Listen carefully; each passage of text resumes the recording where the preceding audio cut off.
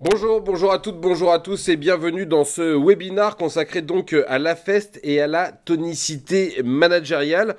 On va voir en quoi le nouveau dispositif peut ouvrir finalement de nouveaux champs et de nouvelles méthodes de formation et on va voir si le concept et en quoi le concept de tonicité managériale s'insère dans ce nouveau dispositif. Évidemment, vous pouvez poser toutes les questions que vous souhaitez pendant ce webinaire. On gardera un petit quart d'heure à la fin pour y répondre. Avec nous aujourd'hui, donc, Lamia Cherfaoui, directeur de la formation continue entreprise chez IGS.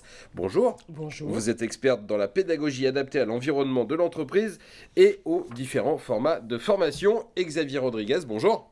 Bonjour. Vous êtes dirigeant de Inergen, c'est une plateforme de mentoring digital. Vous accompagnez au quotidien des centaines de managers dans tous les secteurs d'activité. Et à ce titre-là, vous allez nous apporter votre expertise de terrain. Je vous le redis, vous pouvez toujours poser vos questions, n'hésitez pas à le faire. Et on va commencer avec une question toute simple. Lamia Cherfaoui, c'est quoi l'AFEST pour ceux qui ne seraient pas totalement familiers avec ce terme? Alors, on va commencer par décliner l'acronyme déjà. C'est une action de formation en situation de travail. Vous allez me dire, c'est pas nouveau. Ce qui est nouveau, c'est le cadre qu'on pose autour aujourd'hui pour finalement reconnaître la valeur pédagogique d'une situation de travail.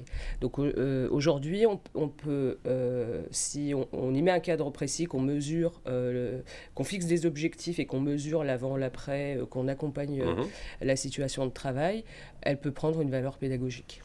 Donc ça veut dire que c'est une petite modification de la façon de former les gens. En tout cas, maintenant, elle est reconnue officiellement par la loi. Ça veut dire que maintenant que c'est reconnu, il y a des offres qui arrivent sur le marché? Alors oui, il y a des offres qui arrivent sur le marché, comme c'est relativement récent, hein, puisque c'est la loi de septembre 2018 qui a introduit la reconnaissance de cette modalité de formation. Aujourd'hui, on a plutôt une offre qui est autour de la professionnalisation de ceux qui vont accompagner ces mises en situation de travail pédagogique.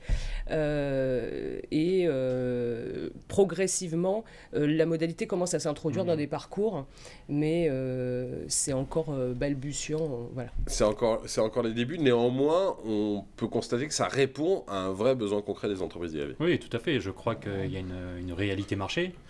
Aujourd'hui, les entreprises ont de moins en moins de moyens pour développer leurs collaborateurs. Elles sont de plus en plus contraintes en termes de frais liés, c'est-à-dire l'hôtellerie, la restauration.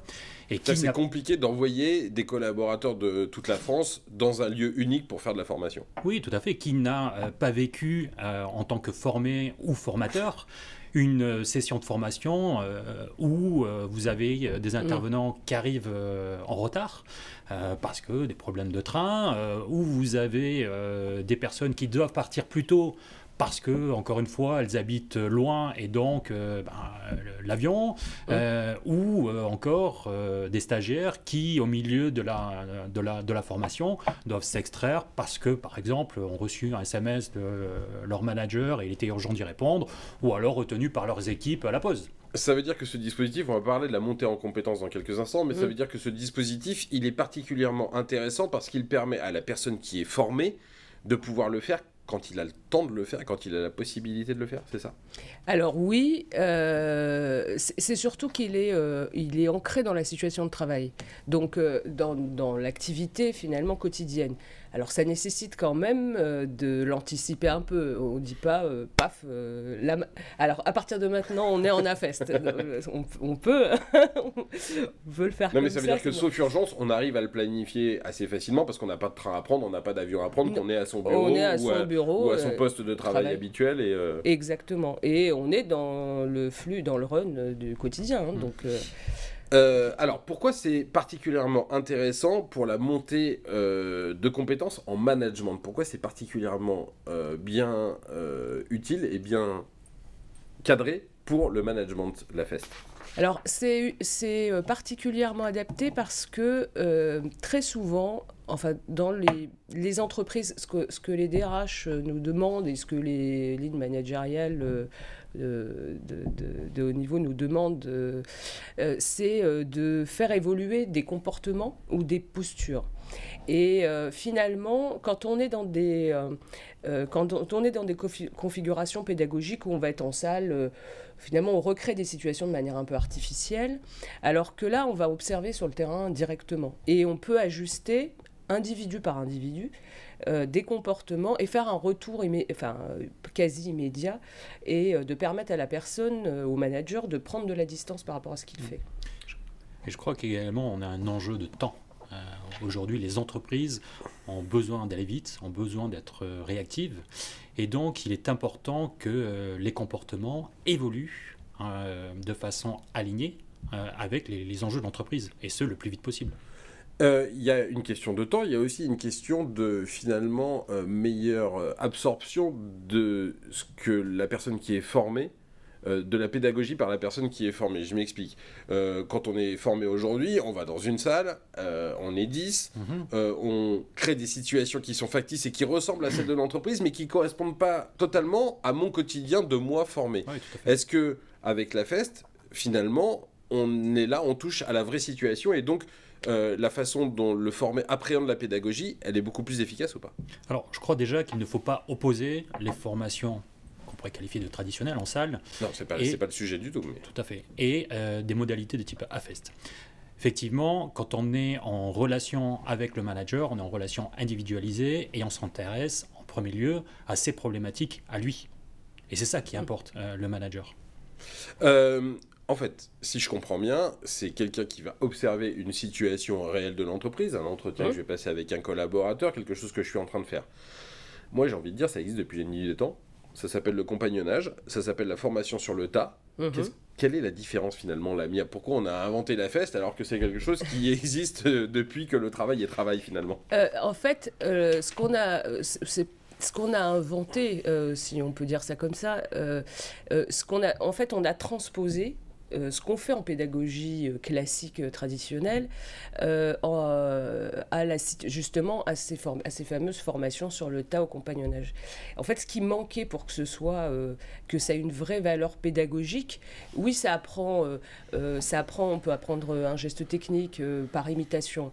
Là, on ajoute quelque chose, on prend la mesure. Et on fixe des objectifs. Et ça change tout, en fait. On permet de voir au démarrage ce qu'on va chercher à modifier. On va accompagner, observer la personne pendant qu'elle est en train d'opérer. Et après, on la fait réfléchir sur ce qu'elle a fait.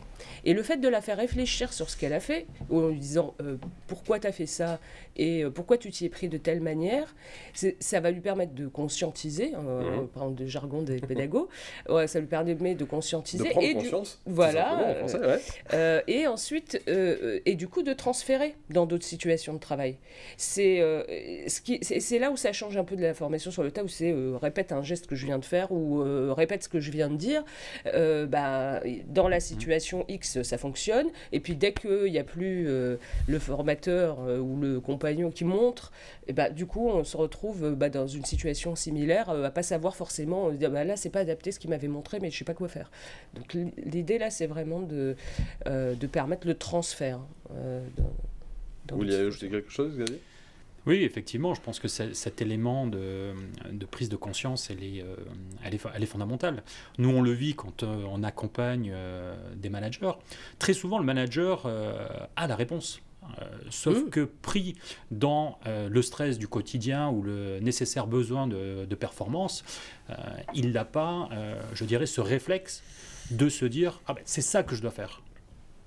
Il y a aussi une question, c'est du point de vue des entreprises qui payent donc ces formations, et vous le disiez tout à l'heure, les moyens alloués, ils sont pas extensibles et parfois même ils sont réduits par rapport à ce que c'était avant. Quels sont les avantages en termes de retombées opérationnelles? Parce qu'une entreprise qui envoie des gens formés, elle a envie de voir les résultats tout de suite. Est-ce que les retombées, elles sont finalement plus immédiates? J'imagine que oui, compte tenu de ce que vous me racontiez, Xavier. Oui, tout à fait. Je crois qu'à partir du moment où on a une prise de conscience, on a une mise en mouvement. Quand on va parler de comportement, l'important effectivement, c'est la prise de conscience de la nécessité de faire bouger son comportement. Si je prends un exemple encore une fois, un manager, il va dire telle personne, par exemple, n'applique pas ce que je lui dis. Et j'ai beau lui répéter, rien ne se passe. Bon. La question fondamentale, c'est quand on observe la situation, c'est la façon dont il va amener lui-même la personne à prendre conscience, bouger. Et donc, en fait, on arrive sur une chaîne, quelque part, où le manager, celui qui est responsable de l'action, à partir du moment où il va se remettre en question sur sa façon de communiquer, du coup, va provoquer immédiatement un impact et donc faire changer la façon de faire. Alors, on voit qu'il y a des retombées opérationnelles qui sont beaucoup plus rapides. L'autre question, c'est combien ça coûte? Est-ce qu'il y a des avantages à la FEST en termes de financement ou de coûts? Alors, oui, il y a des avantages au financement. Aujourd'hui, les financements, les cofinancements de projets de formation d'entreprise ont considérablement réduit, en tout cas en termes d'appui des collecteurs de fonds notamment. Donc l'entreprise elle est de plus en plus regardante sur ce pourquoi elle investit et quels vont être les résultats opérationnels. Là, on est bien d'accord. L'intérêt de pouvoir valoriser justement cette formation en situation de travail, ce que disait Xavier tout à l'heure, c'est-à-dire que ça va évacuer quand même la question des coûts annexes d'hébergement, de déplacement, etc. Et le temps sur le poste de travail va être plus court.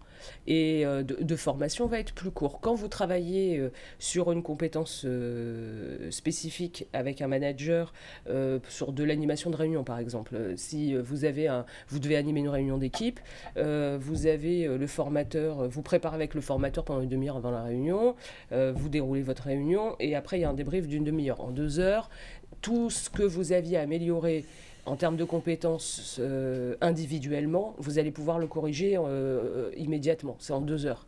Après, sur un format où vous allez être en présentiel avec des parties itératives, etc., vous êtes sur des formats plus importants.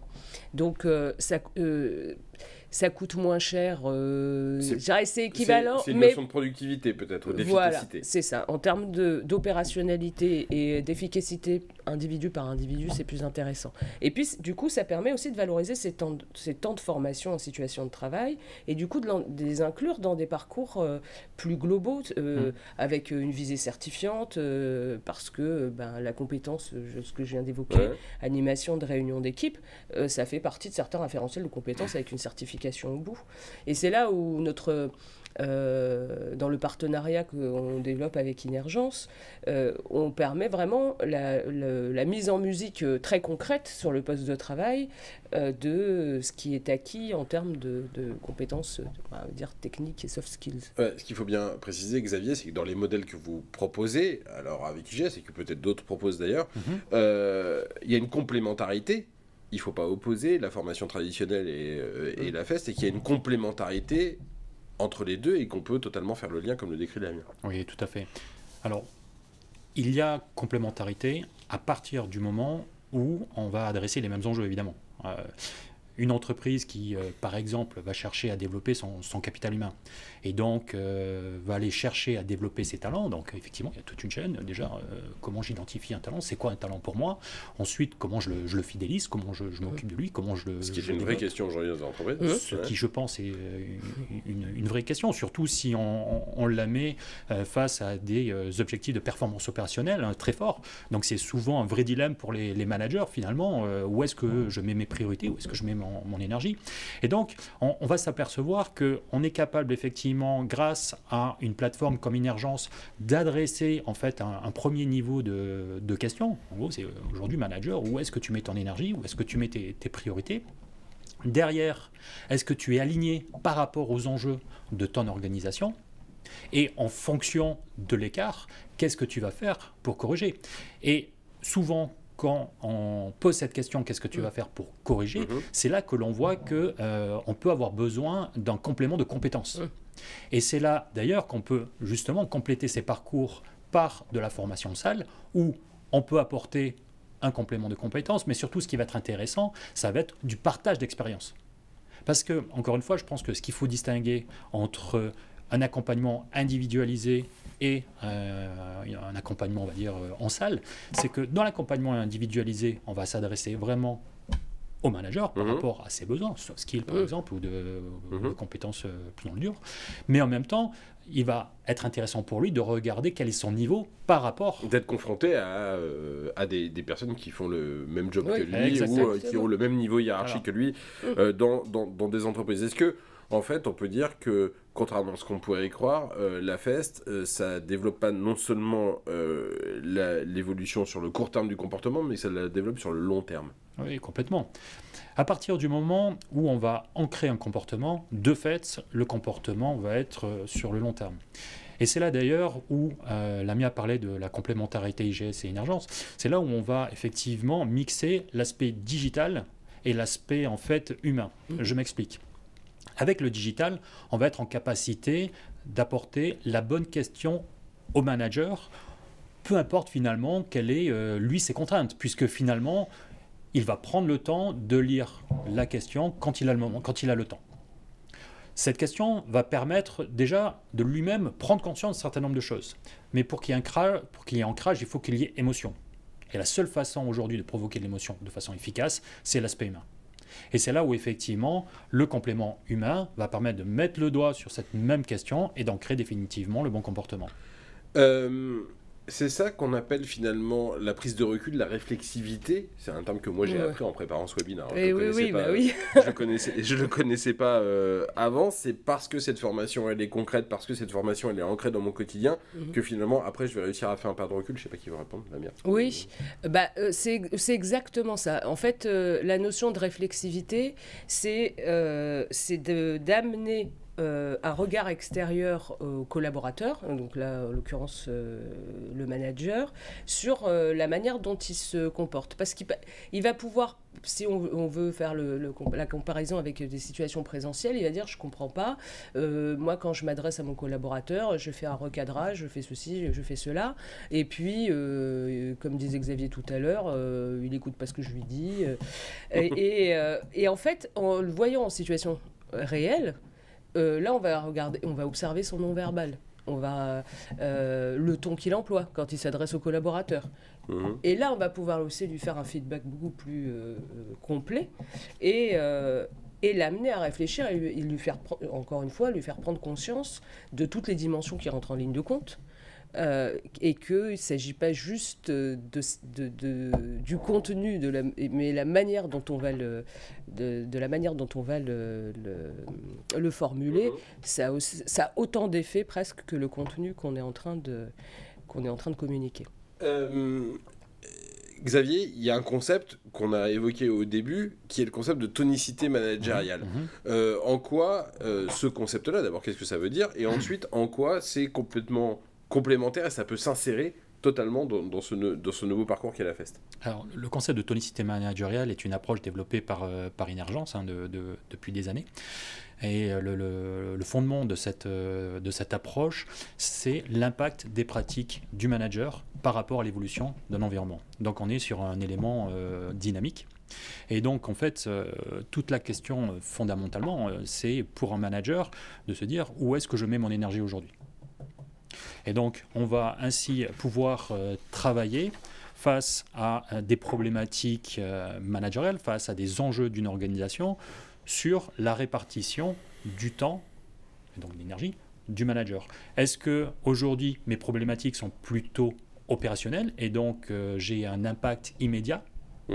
Est-ce que mes problématiques sont plutôt sur du moyen terme et donc je vais devoir travailler sur l'agilité de mon organisation?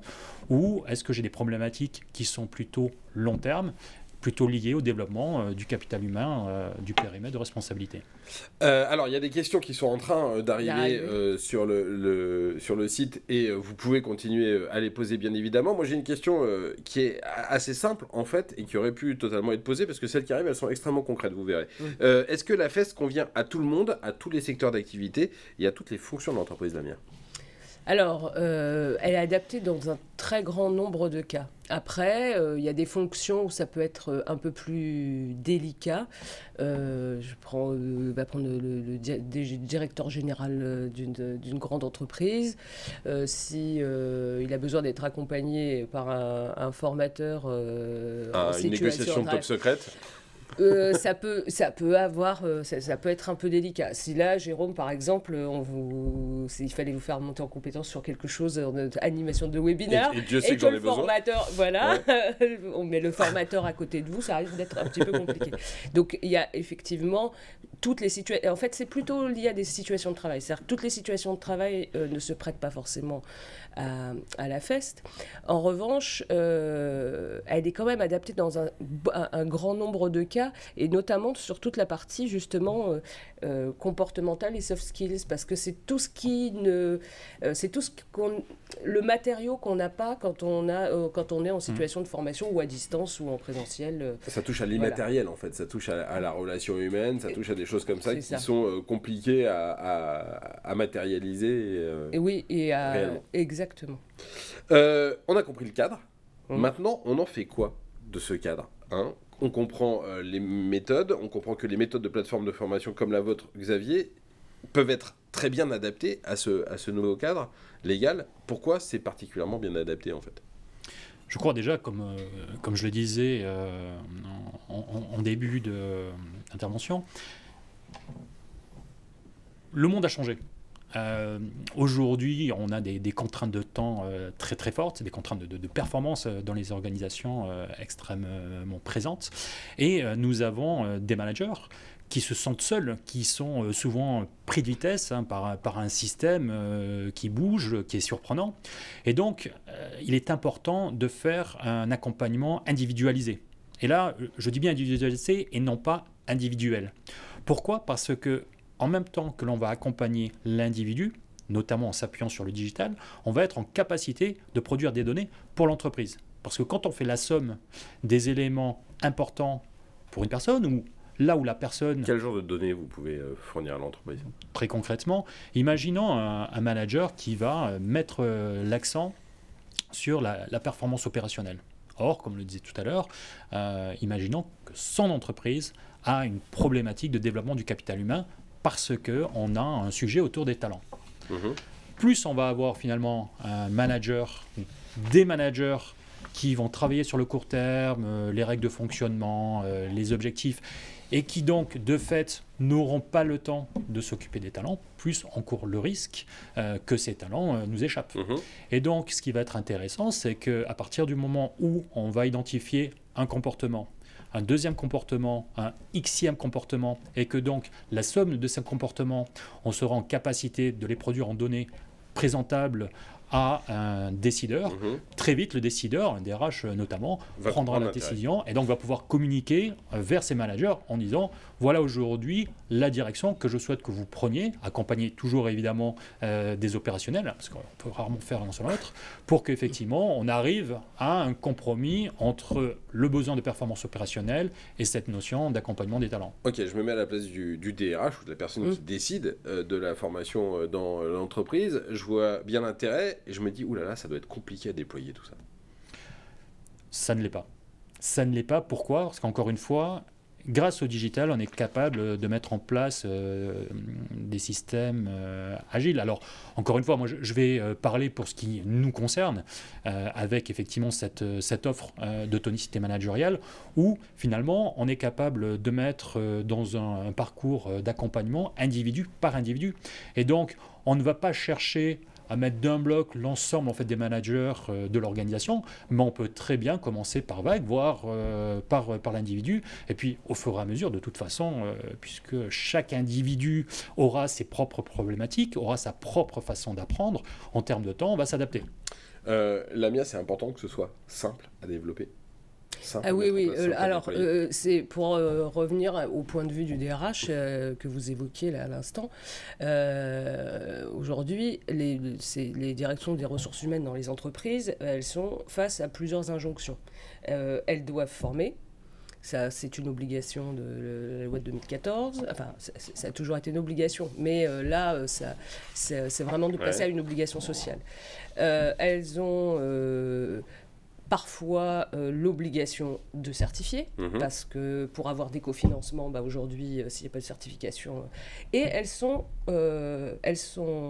la contrainte d'avoir des résultats opérationnels.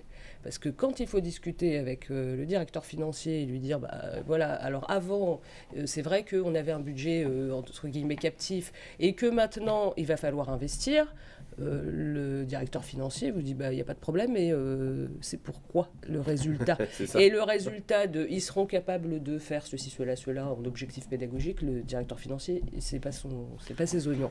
Donc et le fait de justement nous d'organiser des réponses où on va pouvoir former des gens, les faire monter en compétences, leur proposer une certification et en plus un accompagnement sur des plans d'action très opérationnels liés à leur poste de travail et à leurs enjeux tout de suite maintenant, ça répond en tout cas à une bonne partie de ces... Allez, il nous reste 5 minutes avant de prendre les questions qui sont en train d'être posées. Moi j'ai une question, c'est que le fait que ce soit un peu virtuel, ces formations, que ce soit via un téléphone, via un ordinateur, via un smartphone, via ce que vous voulez, est-ce que c'est pas un frein pour certaines catégories de population? Est-ce que ça exclut pas un certain nombre de professions ou de catégories de population de ce dispositif? C'est une excellente question. Je crois que le sujet, c'est la place du digital dans l'entreprise. Voire même, est-ce que de nos jours, c'est encore une question à se poser? Bien entendu, je prends en compte, comme vous le disiez, certaines populations qui ont du mal, mais malheureusement aujourd'hui, c'est une réalité, le digital. Or, je crois qu'effectivement, cette approche liée à du digital va permettre finalement un double impact. Le premier impact, comme on l'a dit, c'est une prise de conscience de la part du manager, une évolution de ses comportements, bien sûr, et donc de la performance de l'organisation. Mais d'autre part, c'est aussi une façon de mettre du digital de façon concrète dans l'entreprise en disant, regarde manager, grâce au digital, finalement, tu as une plus grande liberté d'action, de prise de recul et de développement personnel. Ok, moi je me mets à la place de la personne qui est formée et de temps en temps, dans une formation, il y a des mentors, par exemple. Des gens que je peux appeler quand j'ai un problème. Ou que je peux voir, on peut boire un café, etc. Est-ce que là, on peut essayer de lier les deux, de matcher les deux et qu'il y ait à la fois le dispositif hyper souple et hyper pratique de je me connecte quand j'ai le temps et j'en profite, et en même temps de j'ai quelqu'un pour m'aider quand j'en ai besoin. Ah oui, ça on peut. Enfin, la FEST finalement c'est une modalité complémentaire. Ça permet de combiner plusieurs choses. Effectivement, ça n'enlève pas l'aspect de la relation humaine directe. Mais Xavier a raison sur le fait que effectivement nous, dans tous les parcours que nous déployons aujourd'hui, cette dimension du digital, et on a des populations qui ne sont pas technophiles et donc dans l'usage du digital, c'est compliqué. Y compris sur des populations jeunes. La notion de technophilie, que je l'appelle comme ça, parce que j'ai essayé de trouver un mot qui puisse rendre compte de la réalité de ce qu'on observe, nous, avec les stagiaires. Et finalement, c'est pas corrélé à l'âge. Et on va avoir des populations relativement jeunes qui vont entre 18 et 25 ans. Et on se dit, eux, alors ils ont l'habitude, Insta, Snapchat, etc. Ah oui, ils ont l'habitude sur ces types de réseaux. Et puis après, quand vous leur demandez de créer quelque chose avec des outils bureautiques de base, là, ils sont perdus. Enregistrer un fichier sur un ordinateur, c'est compliqué. Donc, le fait d'introduire ça dans la formation, et après qu'elle soit FEST, ça permet aussi de développer ces compétences-là. Donc nous, on utilise beaucoup ça parce que c'est une problématique qui est transverse à toutes les entreprises et à la société de manière plus large. Rapidement, Xavier ? Non, je crois peut-être pour ajouter une dernière idée là-dessus, évidemment, quand on lance ce genre de dispositif, il est important de bien le cadrer. Dans le sens, effectivement, quelle est la part du digital, quelle est la part du tiers de confiance, que nous, chez Energence, nous appelons le mentor, et quelle est la place également de l'observateur. Et tout ceci, ce sont des éléments qui se préparent avant de lancer quelque action que ce soit. Alors, on va reparler du financement dans quelques secondes avec les questions qui nous sont posées. J'ai juste une dernière question, c'est, encore une fois, je me mets à la place du DRH. j'ai un problème de marque employeur. Aujourd'hui, le problème du recrutement, même si le taux de chômage est encore important en France, il est crucial pour beaucoup d'entreprises. En quoi ce type de dispositif peut m'aider à améliorer la marque employeur, à recruter et garder mes talents? Damien. En fait, ça permet c'est vrai que c'est un outil d'intégration formidable. C'est-à-dire qu'on peut, tout le parcours d'intégration, enfin tout ou partie en tout cas d'un parcours d'intégration, si le mentor, ça peut être quelqu'un de l'entreprise aussi, qui n'est pas forcément le manager direct, ça c'est pas forcément souhaitable, mais ça peut être quelqu'un de l'entreprise. La personne va se sentir accueillie, avoir une visibilité, quelqu'un lui montre, lui fait un retour sur ce qu'il fait et lui dit pourquoi c'est bien ou s'il faut rectifier quelque chose, la personne en intégrant l'entreprise va se sentir prise en main et d'avoir une visibilité aussi sur son adéquation et au poste de travail. Donc ça a une réelle valeur ajoutée parce que ça peut être combiné avec une politique de communication interne où justement il y a un mentor sur un accompagnateur pédagogique de l'entreprise, mais aussi une sorte de parrain. Donc il y a une vraie logique de compagnonnage et là on revient un peu à l'origine à l'origine dont on parlait tout à l'heure, de la formation sur le tas. Xavier, un petit mot rapide là-dessus? Ou on passe à la suite? Non, je crois qu'effectivement, il y a l'élément, encore une fois, essentiel dans ce genre d'approche, c'est de toute façon le fait qu'on s'occupe du manager. À partir du moment où on va s'occuper de moi, je vais me sentir mieux, je vais me sentir davantage écouté, donc je vais libérer plus de performance. Et des managers performants, c'est une entreprise agile. Une entreprise agile, c'est une entreprise qui gagne en point de marge. Tout ça semble frapper au coin du bon sens. Allez, les questions qui nous sont posées. La première, elle est basique. Allons. Combien ça coûte une formation à Fest? Et est-ce que l'OPCO couvre les coûts?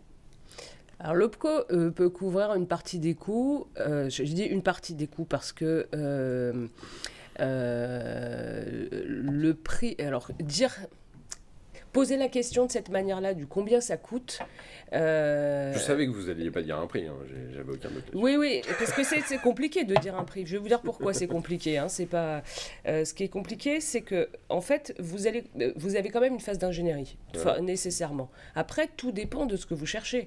Si vous cherchez à faire acquérir une compétence sur un aspect, ça va pas être le même coût que si vous voulez construire un parcours qui va amener à une certification à Bac+4, 5, avec une partie en AFEST des 2/3 du parcours. Donc les coûts, ils sont extrêmement variables, ça dépend de la formation. Voilà. L'OPCO peut couvrir ou pas? En fait, il va couvrir, c'est pas l'AFEST ou pas l'AFEST qui va permettre de couvrir ou pas, c'est le fait que ce soit éligible au CPF ou pas. Voilà, c'est un autre... Deuxième question, voilà. Comment tracer l'AFEST et quelles sont les obligations en la matière? Alors, comment on trace l'AFEST? Alors, il faut nécessairement avoir une évaluation en amont, il faut avoir une évaluation intermédiaire et aval, avoir forcément une séquence pédagogique qui a été construite par rapport à la situation de travail. Donc ça, c'est le minimum pour que... et après, il faut alors, aujourd'hui, il y a des choses qui sont encore en train de se chercher, mais au moins un émargement, quelque chose qui dise qu'elle a bien eu lieu. En fait, alors, il y a plein d'outils aujourd'hui, on peut se filmer, on peut... voilà. Est-ce que la FEST, ça c'est aussi adapté à l'alternance et à l'apprentissage ou pas? Alors, c'est adapté à l'alternance et à l'apprentissage, parce que, en fait, dès qu'on est en situation pédagogique, ça peut être partout. C'est à partir du moment où on est en situation de travail. Souvent, ce qui est posé comme question et, par rapport à l'apprentissage, et ça, c'est une petite confusion de la loi là-dessus. Enfin, confusion. Un flou dans voilà, la loi, ouais. Exactement. On dit qu'elle s'applique à l'apprentissage, mais en fait, dans l'apprentissage, vous avez des phases d'alternance. Donc, il y a des parties où ils sont en entreprise. Ce sont des parties qui habituent. Situation de travail, et donc là... Voilà, et sur ces parties-là, habituellement, il n'y avait pas de financement. Et du coup, le fait de dire on peut faire ça en AFEST, ça a ouvert certains chakras et fait imaginer que ça pourrait devenir... voilà. Donc, ok, on continue les questions qui sont encore une fois extrêmement concrètes. AFEST et certification, ça se passe comment? c'est une partie du parcours peut se dérouler en formation en situation de travail et du coup être valorisée comme une acquisition de compétences qui va pouvoir être validée sur un examen final. Est-ce que c'est forcément digital, la FEST? Est-ce que ça ne peut pas être aussi quelque chose de, basiquement, avec quelqu'un sur le lieu de travail? C'est une question qu'on nous pose. Ah oui, c'est sur le lieu de travail. Oui, tout est possible en fait. Oui, tout à fait. Tout à fait. Après, c'est l'apport digital, encore une fois, on donne encore plus de souplesse à l'apprenant, au manager en l'occurrence. Néanmoins, bien entendu, ça peut se faire sur site. Et d'ailleurs, on en vient à la question suivante, c'est quelles sont les thématiques qui sont abordées par le digital et est-ce que ce sont simplement des thématiques théoriques? Au contraire, ce sont des thématiques très pratico-pratiques, puisqu'on va revenir sur ce que fait un manager. Le manager répond à des questions concrètes, par exemple la fixation des objectifs, par exemple la qualité de vie au travail, par exemple le développement des compétences de son équipe. Et au travers de ce questionnement, ce que nous permet justement le digital, c'est d'aller très très bas. Et donc, avec un système de questions-réponses, on revient sur ce qu'est le quotidien du manager. Donc au contraire, c'est très opérationnel. Moi, je suis manager, j'ai besoin de fixer des objectifs et je ne sais pas bien comment le faire parce que l'année, elle n'est pas, l'année, elle n'est pas totalement comme attendu. Le digital permet de personnaliser totalement.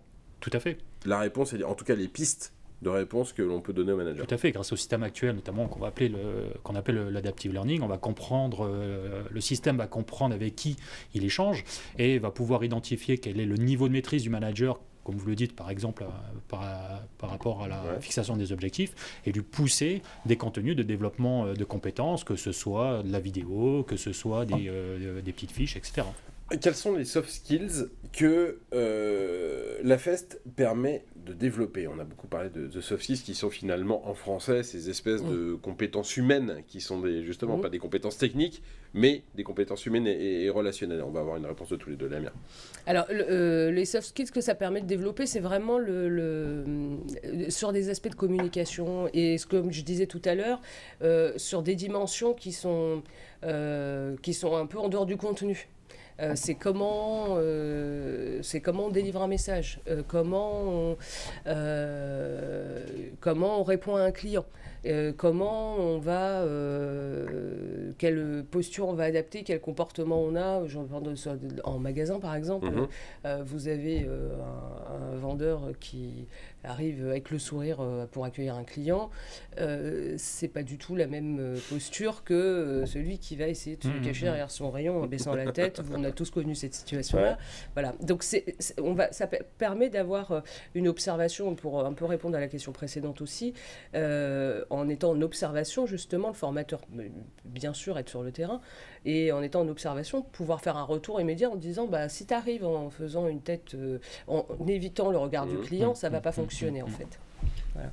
Xavier ? Et je crois qu'il faut identifier également, si je reviens sur le système de tonicité managériale, on va identifier également les champs de communication, c'est-à-dire comment je vais me comporter quand je m'adresse à mon équipe, par exemple, comment je vais me comporter également quand je m'adresse à mon manager.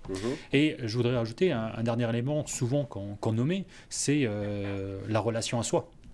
C'est comment je m'occupe aussi de moi. Et ça, c'est un élément qui me paraît également essentiel. Donc on voit qu'on peut développer des soft skills. J'ai une autre question, c'est est-ce que la FEST peut, selon vous, générer des freins à la productivité ? Oh, je dirais au contraire. Ouais.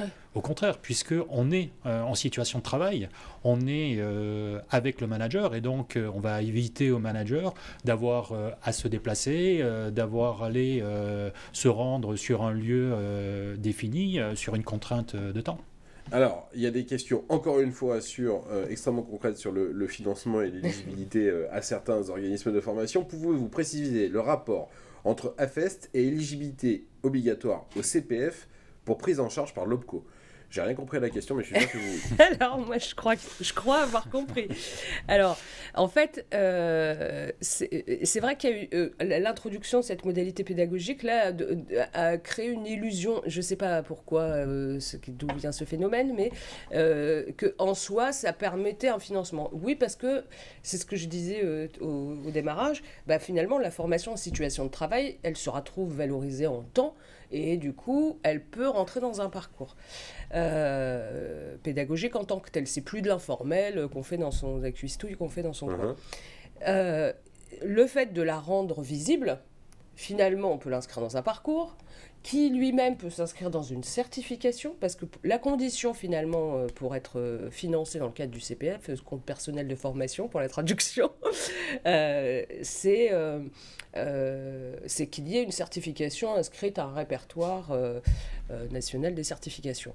Donc, si donc l'AFEST est reconnue, ça veut dire que c'est une composante d'un parcours qui peut s'inscrire dans tous ces petits, dans ces poupées gigognes. Autre question, est-ce que l'AFEST n'est utilisable que dans des domaines de formation éligibles au CPF, au compte personnel de formation, je viens d'apprendre. Ah non, alors là c'est ouvert, c'est encore une fois c'est une modalité pédagogique, c'est comme le présentiel, on peut former à tout en présentiel, donc l'AFEST on peut former à des choses sans qu'il y ait nécessairement certification, CPF ou autre, voilà. Une dernière question, de votre expérience, qu'avez-vous constaté comme impact à la suite de la mise en œuvre de la démarche de tonicité managériale ? Est-ce qu'on est plus musclé à la fin ? Est-ce qu'on est plus... La question du muscle, elle est intéressante. Après, savoir si on a le muscle qui correspond aux enjeux que l'on adresse.